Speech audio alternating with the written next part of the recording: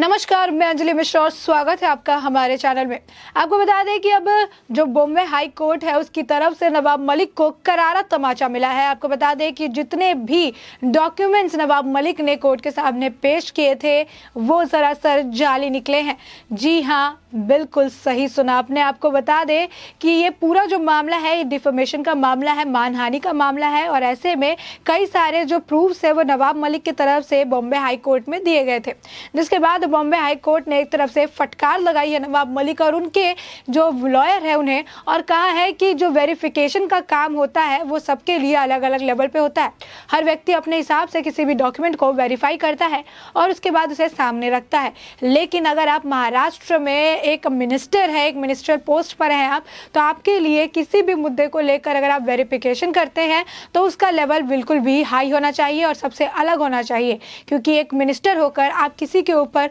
कोई भी आरोप बिना किसी प्रमाण के और बिना किसी एक तरह से कह सकते हैं कि प्रूव्ड प्रमाण के आप नहीं लगा सकते हैं। साथ ही साथ आपको बता दें कि कोर्ट ने जो है नवाब मलिक पर सख्ती भी दिखाई। उन्होंने कहा कि जिस तरीके से आप मिनिस्टर होने के बावजूद बिना वेरिफिकेशन के आप आरोप लगा रहे हैं ये सरासर गलत है। साथ ही साथ आपको बता दें कि कोर्ट का ये भी मानना था कि समीर वानखेड़े के जो बर्थ सर्टिफिकेट सामने रखी गई थी, जिसको लेकर इतना बखेड़ा खड़ा किया गया था और ये कहा गया था कि समीर दाऊद वानखेड़े ने अपना नाम समीर वानखेड़े रख रहा है इसीलिए, और उनके पिता ने भी दाऊद जो है अपना नाम से हटा लिया इसीलिए, ताकि समीर वानखेड़े को जो है गवर्नमेंट जॉब मिल सके, वो कोटा जो है उस कोटा से वो भर सके और वो एक ऑफिशियल जो है पोस्ट पर वो बैठ सके। और ऐसे में आपको बता दें कि इस बात को लेकर भी कोर्ट ने उन्हें फटकार लगाई और कहा कि इस पूरे बर्थ सर्टिफिकेट के साथ भी छेड़छाड़ हुई है। जहाँ पे समीर वानखेड़े का नाम लिखा हुआ है वहीं पे जहाँ पे मुस्लिम लिखा हुआ है, दोनों की हैंडराइटिंग में काफी ज्यादा अंतर नजर आ रहा है।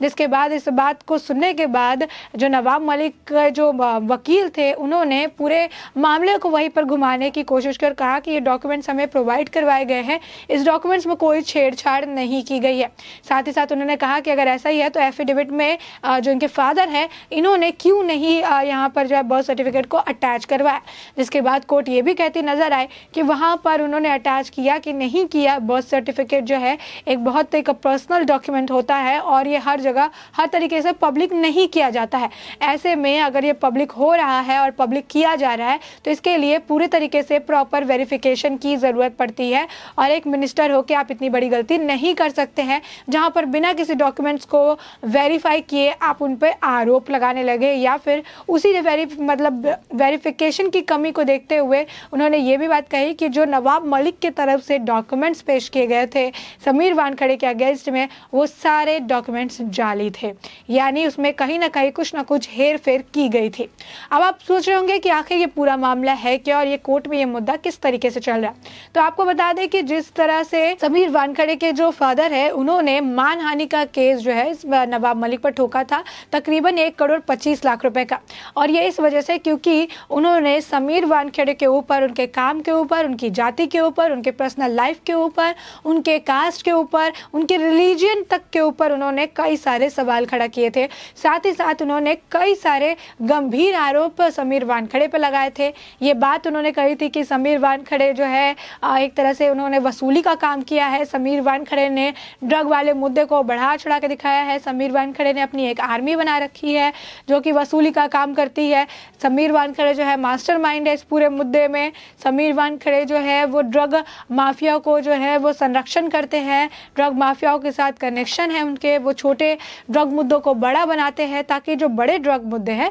उनके तले छुप जाए। और इसी के साथ कई सारे और आरोप उन्होंने लगाए थे। और साथ ही साथ सिर्फ समीर वानखेड़े नहीं, उनके पिता, उनकी एक स्वर्गवासी माँ, उनकी पत्नी, उनकी बहन, सबको इस पूरे मामले में वो खींचते हुए नजर आए थे। जिसके बाद उन्हें कई बार वार्न भी किया गया इस मुद्दे को लेकर कि इस तरीके से अगर उनके पास प्रमाण नहीं है, इस तरीके से अगर उनके पास डॉक्यूमेंट्स नहीं है तो उन्हें किसी का नाम लेने का कोई हक नहीं है। उन्हें प्रेस कॉन्फ्रेंस करने से भी मना किया गया था। उन्हें यह भी कहा गया था कि वो एक टाइम पीरियड तक प्रेस कॉन्फ्रेंस नहीं करेंगे और ना ही समीर वानखेड़े या फिर उनके परिवार के ऊपर कुछ भी कहते हुए नजर आएंगे। यानी नवाब मलिक ने जिस तरीके के जो वर्ड्स यूज़ किए हैं, जिस तरीके की बयानबाजी उन्होंने की है, जिस तरीके का जो शब्दकोश का उन्होंने इस्तेमाल किया है समीर वानखड़े को लेकर, उन सारी चीज़ों से समीर वानखड़े की इमेज को काफ़ी ज़्यादा नुकसान पहुंचा है, उनके स्वाभिमान को काफ़ी ज़्यादा नुकसान पहुंचा है, उनके मान को काफ़ी ज़्यादा हानि हुई है।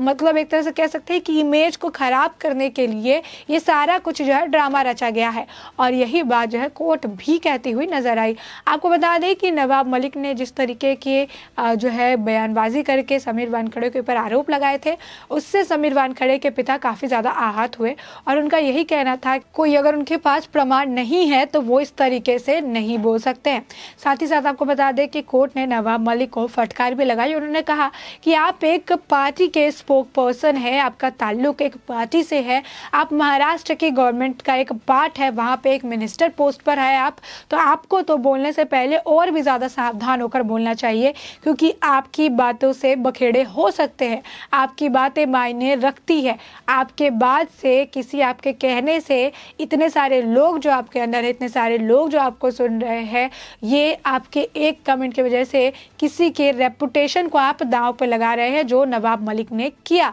और वही बात कोर्ट ने भी कहा कि आप एक स्पोक पर्सन होकर एक पार्टी के स्पोक पर्सन है आप, तो ऐसे में आपको कुछ भी बयानबाजी करने से पहले काफ़ी ज़्यादा सावधानी बरतने की ज़रूरत है। तो ऐसे में आप देख सकते हैं कि किस तरीके से अब नवाब मलिक की बयानबाजी उनके लिए परेशानी का कारण बन गई है, और अब एक के बाद एक मानहानि का मुकदमा जो उन पर जाया गया है, उसको लेकर अब कोर्ट सुनवाई करती हुई भी नजर आ रही है, जिसमें पहले ही अब नवाब मलिक को इस पूरे मामले में फटकार मिल चुकी है कि आखिर नवाब मलिक कर क्या रहे हैं, और वेरिफिकेशन भी जो है उन्होंने ठीक तरीके से नहीं किया है। यानी एक तरह तो वो एक मिनिस्टर होकर अपनी पद की गरिमा नहीं बना रहे हैं, एक तरफ वो मिनिस्टर होकर कोई भी आरोप किसी के ऊपर मढ़ रहे हैं, एक तरफ से वो मिनिस्टर होकर एक ऑफिसर, ईमानदार ऑफिसर के ऊपर अपनी निजी खुन्नस निकालते हुए नजर आ रहे हैं, और उस खुन्नस को निकालने के लिए वो एक हद तक जाने के लिए तैयार है जहां पर उसकी इमेज, रेपुटेशन, हर चीज़ को उन्होंने, उनके वर्क, हर चीज़ को उन्होंने दाव पे लगा दिया।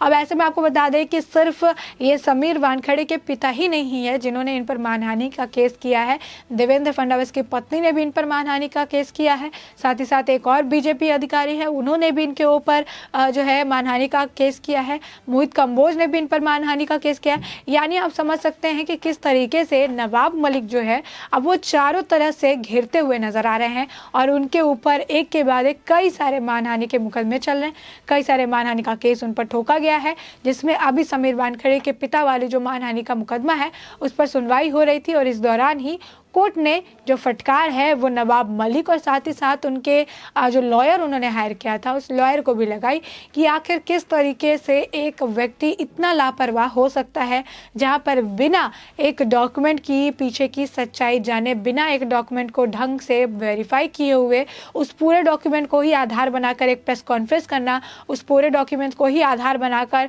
किसी के ऊपर कीचड़ उछालना, उस पूरे डॉक्यूमेंट का ही इस्तेमाल करके एक व्यक्ति के इमेज को, रेपुटेशन को ठेस पहुंचाना एक मिनिस्टर को शोभा नहीं देता है। साथ ही साथ उन्होंने कहा कि एक मिनिस्टर होने के साथ इनकी जिम्मेदारी थी कि वेरिफिकेशन जो है वो उच्च स्तर के हो, वेरिफिकेशन का काम जो है वो बहुत ही बढ़िया तरीके से किया जाए ताकि कल को उनके ऊपर उंगली नहीं उठाई जाए। लेकिन इस पूरे मामले में नवाब मलिक ने ना वेरिफिकेशन खुद की, ना ढंग से वेरिफिकेशन करवाई, और उन्होंने एक डॉक्यूमेंट को ही आधार बना लिया, और इसके बाद वो समीर वानखड़े के ऊपर एक के बाद एक प्रेस कॉन्फ्रेंस करते गए, बयानबाजी करते गए, उन पर कीचड़ उछालते गए, उनका नाम खराब करते गए, उनके काम पर सवाल उठा दिया, उनके परिवार के कई सारे मेंबर को भी इस मामले में घसीट लिया, कई सारे अलग अलग कनेक्शन निकाल कर लेके आए, और हमेशा की तरह प्रेस कॉन्फ्रेंस में उनके पास कोई भी तथ्य, प्रमाण जो है, सच्चाई जो है देखने के लिए नहीं मिली। यानी वो हवाई जो बयानबाजी कहते हैं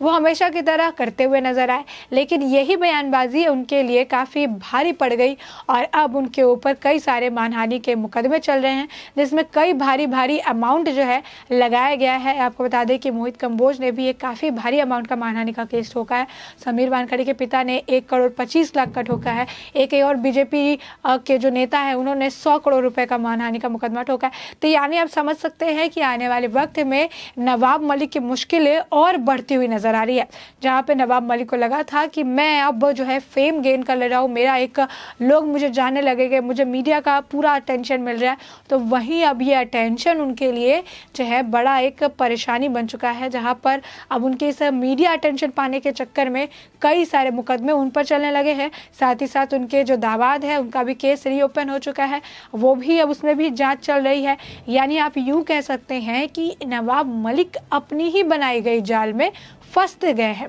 और ऐसे में अब जिस तरीके से कोर्ट ने उन्हें फटकार लगाई है, ये बात तो साबित हो गई है कि समीर वानखेड़े यहाँ पे सही प्रमाणित हो गए और नवाब मलिक के चेहरे पर एक करारा तमाचा कोर्ट की तरफ से लगा है कि वो फर्जी डॉक्यूमेंट के जरिए इतनी सारी प्रेस कॉन्फ्रेंस करके समीर वानखेड़े की इमेज को उन्होंने खराब करने की कोशिश की है। तो ऐसे में इस पूरे मामले को लेकर जिस तरीके से अब कोर्ट ने नवाब मलिक को फटकार लगाई है, उसको लेकर आपकी जो भी राय है हमें कमेंट सेक्शन में कमेंट करके ज़रूर बताएं।